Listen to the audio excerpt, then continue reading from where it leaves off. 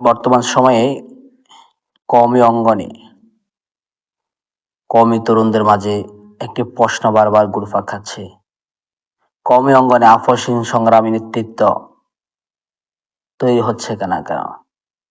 কওমি অঙ্গনে আপসহীন সংগ্রামী সফল নেতৃত্ব তৈরি হচ্ছে না কেন? এ প্রশ্নটা তাদের মাঝে বারবার ঘুরপাক খাচ্ছে। আসলে খাওয়ারই কথা। কারণ সমাজের মধ্যে সবচাইতে অবহেলিত কোন জনপদ গোষ্ঠী থাকলে তারা হলো এই কওমি অঙ্গনের লোক। আর যদি এর উত্তর দিতে হয় তাহলে বলতে হবে আর সব কওমি অঙ্গন থেকে কখনো আপসহীন সংগ্রামী নেতৃত্ব তৈরি হবেও না, যতদিন না এই কওমের অঙ্গনের মানুষগুলো গোষ্ঠীবাদ বিভক্তি থেকে বেঁচে আসবে, যতদিন না স্বার্থ ব্যক্তি কেন্দ্রিক তাদের বিভক্তি থেকে ফিরে আসবে, যতদিন না তাদের মধ্যে হিংসা বিদ্বেষ কলহ না কমবে, যতদিন না তাদের দৃষ্টিভঙ্গি পরিকল্পনা বদলাবে, যতদিন না তাদের মধ্যে যোগ্য ব্যক্তিদেরকে সামনে ঢেলে দিয়ে বাকিরা তার হাতকে শক্ত করবে। আমরা সামান্য বিষয়ের মধ্যে ব্যক্তি কেন্দ্রিক বিষয়ের মধ্যে ব্যক্তিকে নিয়ে দুভাগ হয়ে যায়, ব্যক্তিকে নিয়ে বিভক্ত করে ফেলি।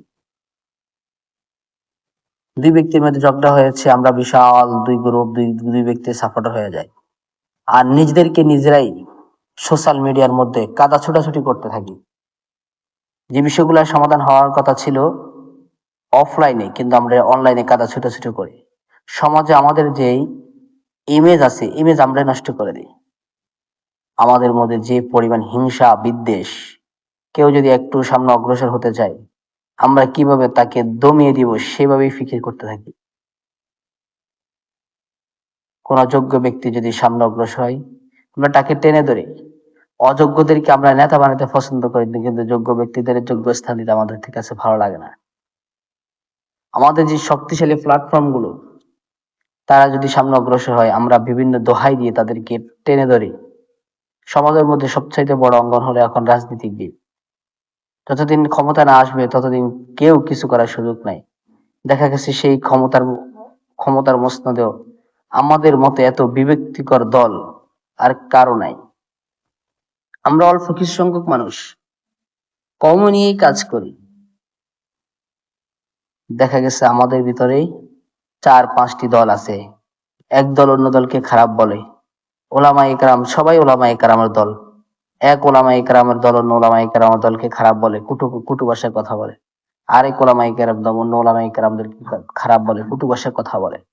তো এই যে তাদের একে অপরকে কাদা ছুটাছুটি বিষয়, হিংসা বিদ্বেষের বিষয় মানুষের কাছে খুব বিদ্রুপ প্রভাব ফেলে। মানুষ খুব খারাপ বিহেভ করে এটা নিয়ে, এবং মানুষ প্রতিটা আলেমের কেউ ওজন করে নেয়, এবং ধীরে ধীরে আলেম বিদ্বেষী হয়ে যায়। যতদিন আমাদের থেকে হিংসা স্বার্থ এবং ব্যক্তি কেন্দ্রিক গোষ্ঠীবাদ কেন্দ্রিক বিভক্তি দূর না হবে ততদিন পর্যন্ত কওমি অঙ্গন যদি হাজারো রক্ত ঝরায় এরপরও কওমি অঙ্গনে আপসহীন সংগ্রামী সফল নেতৃত্ব তৈরি হবে না। এজন্য এখন থেকে যদি আমাদের পরিকল্পনা দৃষ্টিভঙ্গি পরিবর্তন করেই আমরা এক ঐক্যের প্ল্যাটফর্ম তৈরি আসি, তাহলে ইনশাল্লাহ হইতে পারে আগামী অদূর ভবিষ্যতের মধ্যে কওমের মধ্য থেকে কোনো সফল নেতৃত্ব তৈরি হবে, সংগ্রামী সফল নেতৃত্ব তৈরি হতে পারে।